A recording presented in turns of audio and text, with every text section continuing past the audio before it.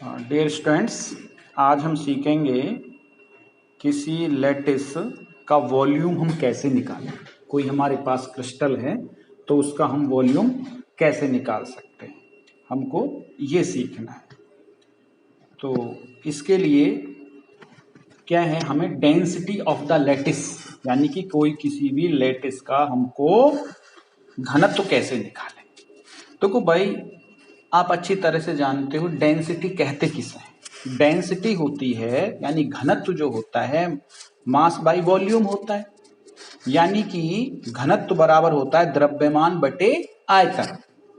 यानी कि पर वॉल्यूम इकाई आयतन में, इकाई आयतन का जो मास होता है वो किसी भी चीज का घनत्व है। अब जैसे हम जल के घनत्व की बात करें तो जल का घनत्व क्या होता है? जल का घनत्व होता है 1 ग्राम प्रति सेमी क्यूब। 1 ग्राम प्रति सेमी क्यूब। इस चीज का क्या अर्थ है? इसका अर्थ ये है कि अगर हमारे पास 1 सेमी क्यूब जल है तो उसका द्रव्यमान कितना है? 1 ग्राम है। तो इसे उसकी डेंसिटी बोलेंगे। तो डेंसिटी क्या होती है? डेंसिटी होती है घनत्व बटे द्रव्यमान, यानी density is equal to mass by volume. Mass को वॉल्यूम से डिवाइड कर देते तो घनत्व आ जाता है। तो देखिए क्या है, अब लैटिस है तो कोई भी जो लैटिस है वो किससे बना है भाई? वो लैटिस बना है अवयवी कणों से। तो किसी लैटिस की यूनिट सेल का अगर हम डेंसिटी निकाल लें तो इसका मतलब लैटिस की डेंसिटी हो गई वो, यानी कि यूनिट सेल की हमको डेंसिटी निकालनी है। और यूनिट सेल है मैंने आपको बताई है, कल भी बताई थी, यूनिट सेल के बारे में बताया था। तो अगर हम यूनिट सेल की डेंसिटी निकाल रहे हैं तो इट मींस हम क्रिस्टल की ही डेंसिटी निकाल रहे हैं। देखिए मास, अब क्या है, डेंसिटी इज इक्वल टू होती है मास बाय वॉल्यूम। अब मास क्या, किसका मास लेना है? मास लेना है हमको, द्रव्यमान जो लेना है किसका लेना है? द्रव्यमान हमें लेना है जो अवयवी कण हैं जिनसे वो यूनिट सेल बनी है, उनका मास लेना है। अब मास के लिए मैंने यहां लिखा है मास जो है, अब हमें ये भी तो देखना है यूनिट सेल कितने अवयवी कणों से बनी है। अगर हमको एक अवयवी कण का मास मालूम पड़ जाए, ठीक है, अगर मान लिया हमको एक अवयवी कण का मास मालूम पड़ जाए और हम ये जानते हैं कि मान लो 20 cc है, तो वो कितने अवयवी कणों से मिलकर बनी है आपको पता है? या फेस सेंटर्ड स्ट्रक्चर है कोई, तो वो कितने अवयवी कणों से मिलकर बनी होती है, या आपको पता है? तो हमें एक अवयवी कण के मास की अगर हमको मालूम पड़ जाए और उसमें हम टोटल अवयवी कण कितने हैं यूनिट सेल में उसकी गुणा कर दें तो हमको मास मिल जाएगा। क्या मिल जाएगा? मास मिल जाएगा हमको।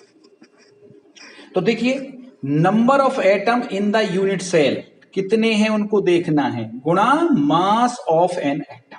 तो मास की जगह हमको क्या लाना है? मास की जगह number of the atom in the unit cell. मान लिया वो नंबर कितने हैं? जेड है, multiply mass of an atom.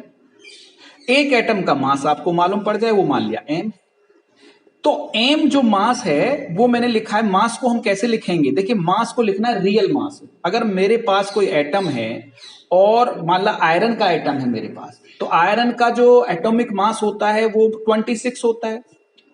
तो मैंने बताया था 26 AMU होता है। ये 26 ही नहीं लिखेंगे, क्या होगा? 26 AMU। या फिर हम इसको क्या लिखें? 26 में अगर हम एवोगैड्रो नंबर से इसको डिवाइड कर दें, एन क्या है? एवोगैड्रो नंबर, तो हमें ये रियल मास मिल जाएगा। तो देखिएगा एवोगाद्रो संख्या 6.23 इंटू 10⁻23 ये एवोगाद्रो संख्या होती है। अगर हम इससे डिवाइड कर दें किसी के द्रव्यमान को, ठीक है, जो अपेक्षित द्रव्यमान होता है, रिलेटिव मास होता है, उसको अगर हम एवोगाद्रो संख्या से डिवाइड कर दें तो क्या बन जाएगा? रियल मास बन जाएगा, M/Na। ठीक है, M/Na क्या हो गया? एक अवयवी कण का द्रव्यमान इंटू, इसमें क्या करेंगे? इंटू जेड, जेड कितने अवयवी कण हैं, और भाग किससे कर देंगे, फिर उसको डिवाइड किससे कर देंगे, divide A cube. A cube क्या है, volume of the unit cell, volume of the unit cell, क्योंकि डेंसिटी क्या है, mass divided by volume, mass को वॉल्यूम से डिवाइड करना है। तो मास क्या हो गया, मास तो हमको जो अवयवी कण है उनका मास लेना है, और किससे कर दें उसको, डिवाइड कर दें उसको वॉल्यूम से कर दें, तो हम जो है उसकी डेंसिटी निकाल लेंगे। जरा एक बात समझिएगा, देखिए एक फॉर्मूला याद कर लेंगे डेंसिटी के लिए, ये मैंने समझा दिया कहां से आया है, ये है रॉ, यानी कि density is equal to Z multiply M divided by A cube into N A. अब देखिए जेड क्या है, जेड है नंबर ऑफ द पार्टिकल्स या number of the constituent particle या number of the atom in any crystal, in any crystal मतलब उसकी unit cell में। दूसरा क्या है, मास, जो क्रिस्टल जिससे बना है, मान लो आयरन का क्रिस्टल है तो किससे बनेगा, आयरन से बनेगा, तो उसका मास, और मास भी कैसा, रियल मास, और रियल मास कैसा होता है, जो मास नंबर होता है उसमें एन ए से डिवाइड कर दो तो रियल मास हो गया, तो Z multiply M by N A, तो ये क्या हो गया, ये मास आ गया टोटल, और बटे वॉल्यूम, वॉल्यूम क्या है, वॉल्यूम है जो यूनिट सेल है उसका आयतन, वो आपने उसके, हम मानते हैं उसकी जो आर्म होती है, एज होती है, उसको ए मानते हैं, तो क्योंकि वो क्यूबिक होती है। तो देखिए अब जो है जेड क्या होगा, जेड के लिए सिंपल क्यूबिक सेल होगी, यूनिट सेल होगी, तो जेड उसके लिए कितना होता है, एक, और अगर वो एफसीसी होगी, फेस सेंटर्ड क्यूबिक होगी, तो उसके लिए कितना होता है, वो 4 होता है जेड का मान, और बीसीसी होगी तो बीसीसी के लिए कितना होता है, 2 होता है। तो जेड के मान इस तरह से आपको मालूम होने चाहिए, इस तरह से हम ये न्यूमेरिकल्स करेंगे, इससे संबंधित न्यूमेरिकल आते हैं,